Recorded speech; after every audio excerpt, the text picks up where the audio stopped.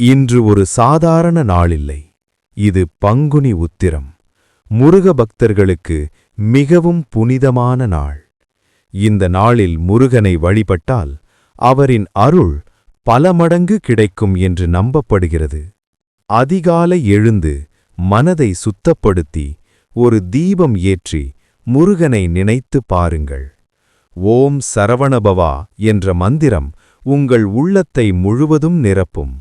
பால் அபிஷேகம், பன்னீர் அபிஷேகம், ஒவ்வொரு துளியும் பக்தியின் வெளிப்பாடு.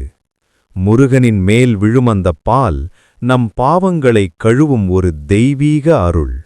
பழங்கள், பூக்கள், பஞ்சாமிர்தம், நாம் அளிக்கும் ஒவ்வொரு நிவேதனமும் நம் மனதின் நம்பிக்கையை காட்டுகிறது.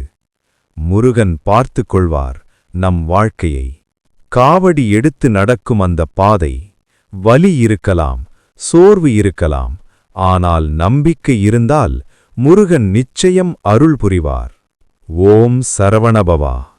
இந்த ஒரு மந்திரம் போதும், உங்கள் வாழ்க்கையில் இருக்கும் இருள் ஒளியாக மாறும். முருகனை மனமாறி அழைத்தால் அவர் எப்போதும் நம்முடன் இருப்பார். அவரின் அருள் கிடைத்தால் எந்த தடையும் நம்மை தடுக்க முடியாது. முருகன் அருள் பெற்ற வாழ்க்கை அமைதியும் சந்தோஷமும் நிறைந்ததாக இருக்கும். குடும்பத்தில் ஒற்றுமை, மனதில் நிம்மதி, இதுவே உண்மையான செல்வம்.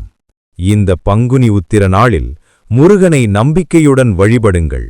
உங்கள் வாழ்க்கை மாற்றம் காணும். அவர் அருள் உங்களை வழிநடத்தும். வெற்றிவேல் முருகன்.